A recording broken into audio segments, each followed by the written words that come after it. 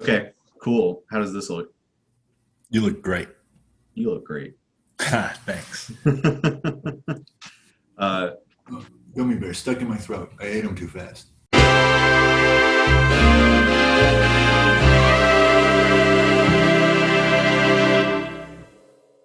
Hello and welcome to Nodding Off with Mark and Connor.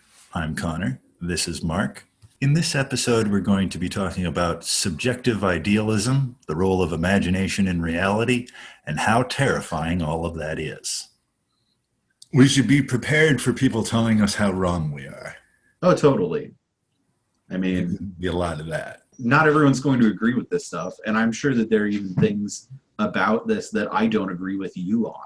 I'm And that's okay. I think that's kind of part of the whole idea is that this isn't. I mean, it is sort of a grand unified theory, but it's not one that compels any particular dogma or understanding. Like, there's not a particular way of thinking about this stuff that's more right than the others. I think there are more reductive ways of thinking about it, and that's where people end up getting themselves into trouble, metaphysically speaking. They're so tied into one idea of how things work that it's going to make it really hard for them to be flexible and try other stuff. We're going to reveal the sneaky trick I have of like, no, yeah, I totally agree with everything that you're saying. You're just happening in a different part of the noosphere than me. That is infuriating. Yeah. I think that's like the ultimate agree to disagree line, which it seems like it would mainly just get you punched in the face. It's a very Robert Anton Wilson thing, though. And Oh, definitely. Rowleyan, too. You know? Yeah. I mean, subjective idealism, I think, is probably a good place to start talking about Robert Anton Wilson. And I don't know that that's necessarily ever a thing that that particular phrase is something that he asserted, but I think it's something that's implicit in a lot of his ideas. Oh, yeah, it's totally all over it. Nobody likes subjective idealism. Nobody likes it because it gives so few concrete answers. That's the whole point of it, is that you don't get to have a bunch of concrete answers. But I think that also is the hard part about it, is that it's like, okay, sure, there are no real answers, and we can look at this from as many different angles as we want and never come up with the same idea. But how does society function, and all that stuff. And I think that's where people get really upset about it, because it's this thing where they want a concrete way that everybody can operate. Like how do these ideas drive action and culture, as opposed to, I don't know, empathy or human universality and togetherness. Those are very airy, heady things to talk and think about. And it's a lot easier to just talk about traffic flow diagrams or like the most physical and mundane and approachable parts of reality as like, well, this is what we're going to deal with now. And that, I think we cut ourselves off at the knees if we're avoiding the greater context, if we're avoiding the noosphere, or we're avoiding spirituality or empathy or human connection in the midst of those considerations of physical being, then we're going to have a hard time. Well, it changes what it is to be right, especially in a capitalist society based on competition. What's the point of winning if when I win and I beat you, you have also won and beat me at the same time? What is winning now? Especially if you start getting to this transcendent singularity idea where everything is everything, and it makes it very hard to feel like grounded at all, which is sort of strange, because I guess that's the most grounded anything could possibly be. Right. Oh man, we got to talk about Back to the Future. We got to talk about Sliders. We got to really Fringe. We got to talk about the problems of pop culture, parallel realities, and particularly Sliders. I think we can get into how empathy relies on moving between parallel realities. I'm really into this idea of like moving into the reality next door, where like, oh, in that reality, I'm a Nazi. and then in the next reality I'm this, and in the next reality I'm that, and you doing the same thing, and eventually we get to realities where, well, in this reality I'm you. Right. You know, and in that reality you're me, and in this reality there isn't two of us, we're both the one person. And I think that's where we start to see imagination as this core aspect of empathy, of understanding other people.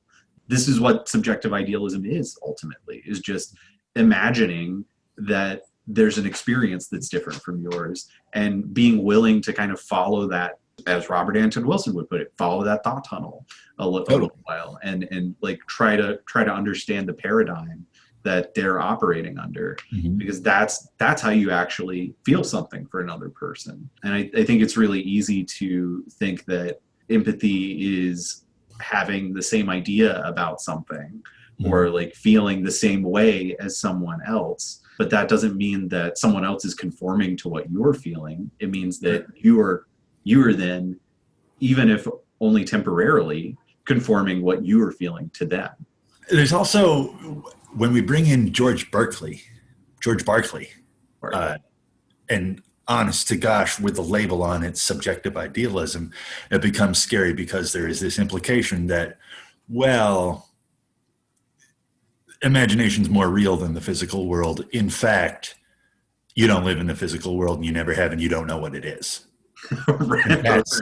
That's terrifying. Yeah, and then that's like definitely unmoored. Just shoving you off into that world. And he does it using science's favorite tool, empiricism. You know, like empiricism says you're not in the physical world. Yeah. According to George. A Protestant, which I think is important too. It feels weird to me to say, but like Catholics couldn't come up with subjective idealism. It would take a Protestant to think of that. Disagreement is at the core of Protestantism. Like you don't have it unless you have someone saying, I don't think that's right. Well, and I mean, it's in the name. Catholics are universal, and we all have to conform to. And I mean, even at the, you know, back in the day when the thinkers, all of the thinkers in our sphere of influence in the West were Catholic, it's only priests that are allowed to do it. And I mean, this goes all the way back to Egypt, where, you know, only priests were allowed to write. It's dogmatic versus Gnostic thought. Most people had to conform to the Catholic universal idea of what things are. And if you conform to dogma well enough, then you earn the privilege of Gnostic questioning. Well, I guess I'm going to tweak this dogma because I've realized this thing about it. But Joe Farmer would never do that.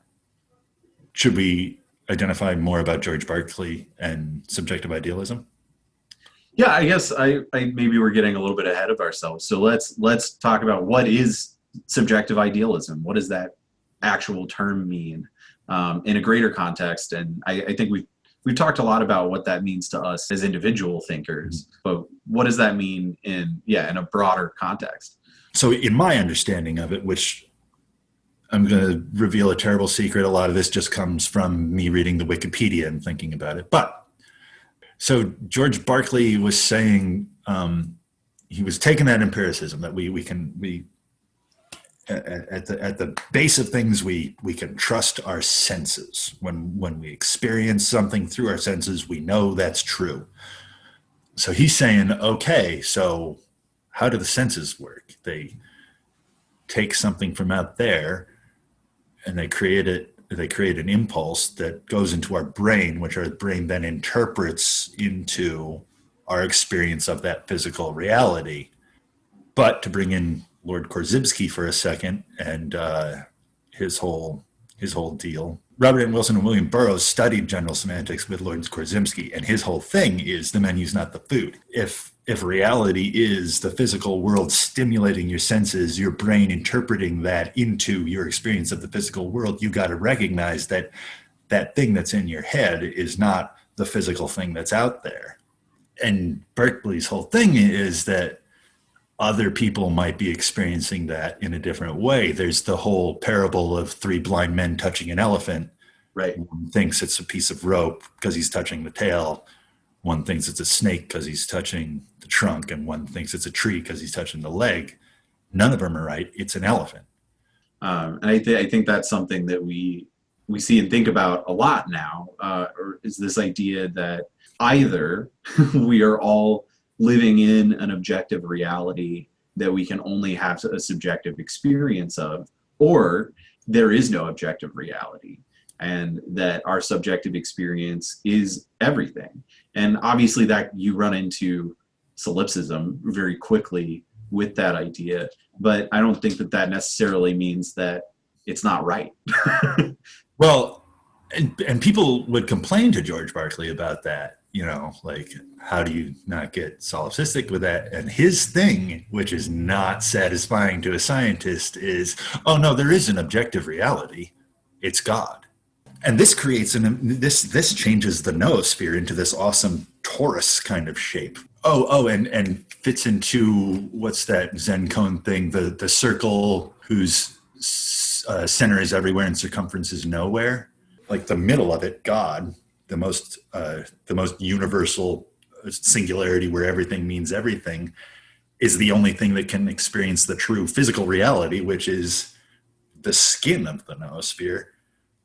And we're not in either of those places. We occur in the middle, which physics tells us the same thing, like with cutting atomism, trying to find the smallest thing that can't be cut, split things down into molecules are made up of atoms are made up of subatomic particles, but we can't see them and we don't know exactly what they're doing really. And oh God, they're made up of quarks. And I love reading about quarks because we can't say anything about them, and all the words that we have to describe them are just placeholders. Like at first we're like, oh, they're spinning.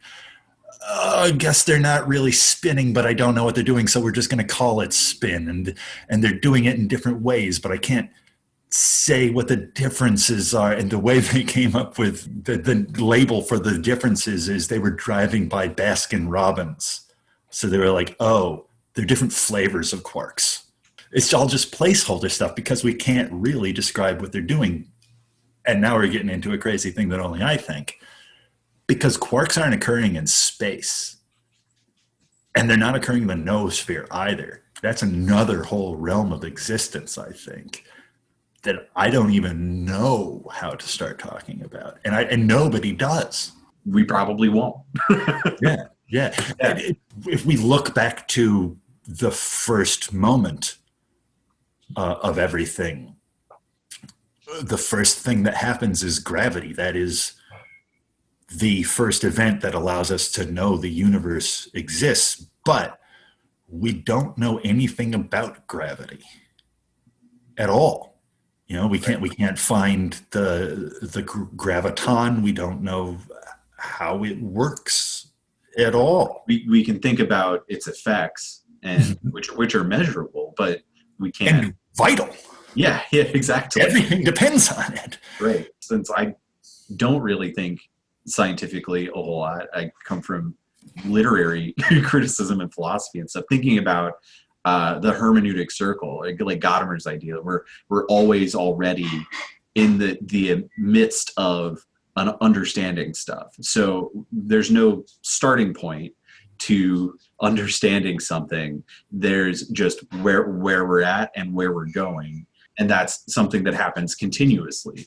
So there's not a point of sui generis understanding. There's not a point of beginning anything, because we're always already doing it. And that's understanding the entirety of space-time is kind of the same deal. It's like how we're only existing within it. So how is it possible for us to even understand its beginning or its end?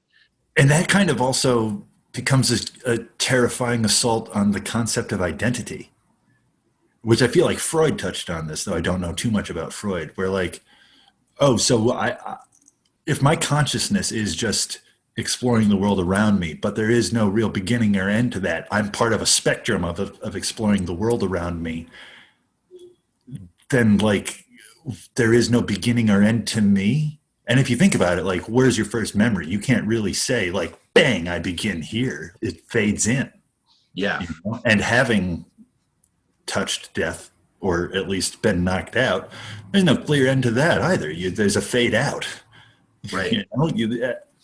And then if we try to look sideways through time, this is where the psychological thing comes into play. You can't draw a circle around who you are necessarily. Like, there's the me that lives in my head, but that's affecting a me that lives in your head, which is in turn affecting the me that lives in my head. So I can't say that like who I think I am is the sum total of who I am. Definitely part of who I am is being made up by you, and I have no control over it, and sometimes don't even know about it. Sometimes I don't even know that someone is thinking about me and creating a part of me. Yeah, we're projectors and screens at all times. Mm-hmm, mm-hmm. And that is horrifying. Like that's when you get into being like, oh my God, do I not exist? Which is something that I have to be afraid of every day.